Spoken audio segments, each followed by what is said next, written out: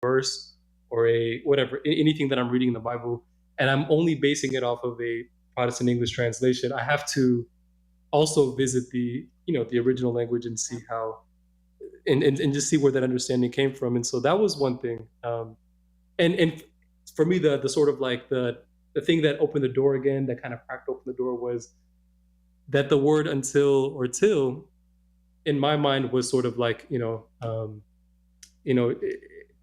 says that, Joseph knew her not till she had brought forth her firstborn son. And so what cracked the door open for me was that the Greek word actually means something more along the lines of, and he knew her not even until she had brought forth her firstborn son. Like the main point was to emphasize the fact that there was no human involvement in the birth of, there was no, I'm sorry, male involved. Like Joseph was not involved in the birth of Christ. And that blew my mind. And I was like, wow, like actually that makes sense to me.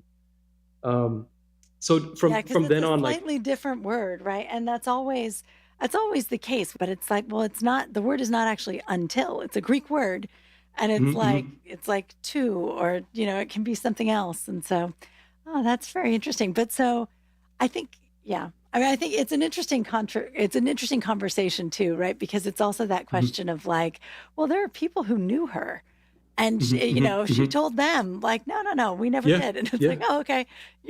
Like, but when you're looking at just the scriptures and you just have these few words and you have to build the whole thing off these few words, you definitely have to get the originals right. Cause these are all, scribes, copies of copies of copies. Like we don't have the actual handwritten Matthew's hand on paper. Right. So it's all, I don't know, it's all hard, and it's such a blessing to have tradition to help us with it. Right.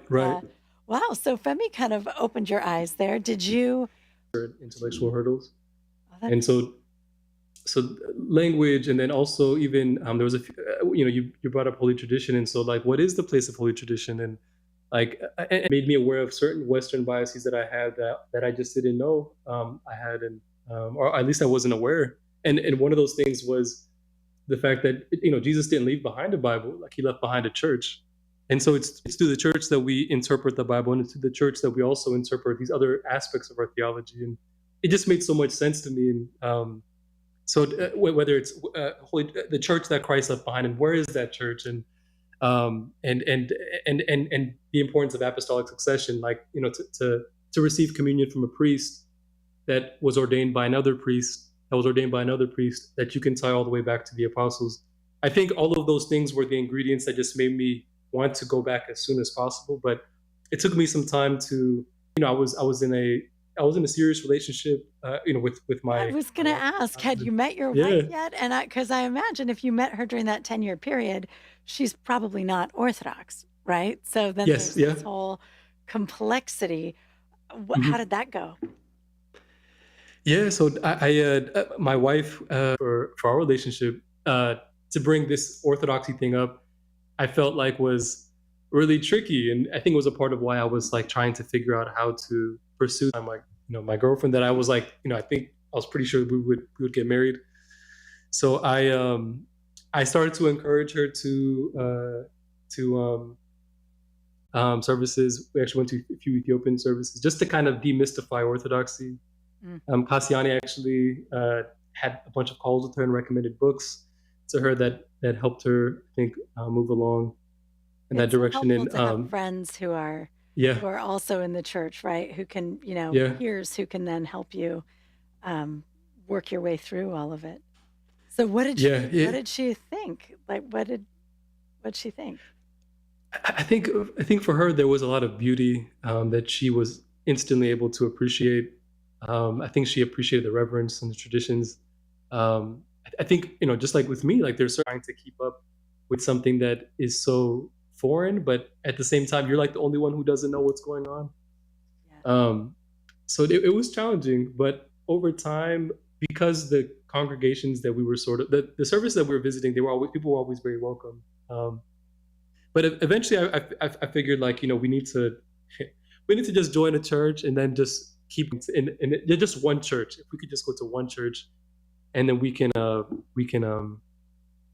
just get plugged in, and hopefully that would be a better way of Yes. discerning orthodoxy, and Yes. because I'm Ethiopian Orthodox, I was more biased towards my Right. own tradition, and the Coptic Orthodox Church is actually within the same communion as the Ethiopian Church, and Right. they're further along in regards to their sort of like their sort of English language translation. So like when you go to a Coptic Orthodox church in the United States, it's usually at least partially in English. Like there might be a mix of Coptic and English. The church that we go to now, Saint Marina American Coptic Orthodox Church, it's actually all in English. And so for me, it was like a compromise. It's in English, so both of us can sort of understand and participate. But it's also still within the same communion as Right. my home church. So so over eventually, my wife was able to receive it for herself. She got baptized in the Coptic Orthodox Church, and then we actually got married in my home church, St. Michael Ethiopian Orthodox Church in Las Vegas. Oh, that's wonderful. That Byzantine rite. At least musically, there's like a familiarity, right? If you go to a Greek Orthodox church or a Russian Orthodox church or Serbian, like it still sounds the same, or things are in the same places. In the Ethiopian church, sometimes they'll use the same liturgy. Like it might be like maybe Saint Cyril's anaphora, but it's maybe things are but when you're participating in the liturgy, I'm like, wow, I recognize like this is word for word the same, but it's maybe in a different place. The biggest difference I would say is the I don't know if this is the right word, the aesthetic, but the sound is different. So the melodic sort of tradition of the church is very different. The Ethiopian church and the Coptic church, they just have different sort of uh, melodies, I guess, that they use, different tunes that they use in their chants. And the other big difference, I think, is visually, like the the clothing that the priests and the deacons wear is slightly different. In the Ethiopian tradition, like uh, everyone wears a hat, like a sort of some kind of hat thing, and in the Coptic tradition, it's usually only the priest or the bishop that wears head covering. So there's certain aesthetic differences. Musically, they use different instruments. They have different tunes, but the liturgy for the most part is the same. The church calendar is exactly the same, apart from like maybe a few of the saints' feast days. So my parents are always surprised. They don't know as much about the Coptic Orthodox Church, so they get surprised when we have the same. Like my mom will say, today was the Feast of the Cross. I'm like, yeah, it's the same here. Like, we started Lent today, and I'm like, yeah, we started Lent yeah. today as well. So there's a lot of. It's more similar. Do you guys do the Jonah fast in both Yes, yeah, churches? the fast of Nineveh. Yeah, yeah. She Yeah, was that's surprised about that too. Yeah, she was like trying to remind us, like, hey, like don't forget, That's the one I wish fast. we had. Like, that's my favorite. And I'm not familiar with a lot of Coptic or Ethiopian traditions, but I wish Mhm. that we had the Fast of Nineveh. I'm sure if I saw a bunch of your other traditions, I'd be like, oh, let's adopt some of that too. But Yeah, just I've one of them. I've heard people say before that they thought maybe Lent would be overwhelming, but then they would do the 3-day fast and be like, you know what? Uh-huh. I can do that. I can do anything. And then it like gave them the strength, right? And I just thought, oh, that's lovely. What Yeah. a great tradition. Yeah, yeah, yeah. Well, thank God. What a blessing that your wife also joined the Coptic church and that you Yeah. were able to be married in the church. Congratulations. Now, how long have you been married? Like 5 months now? Oh, 5 months. So we're still congratulations. new. Oh, Thank my you. Thank you. I goodness. appreciate it. Congratulations. Well, it has been absolutely delightful getting to know you. And I'm so Likewise. thrilled. Another everyday Orthodox Christian.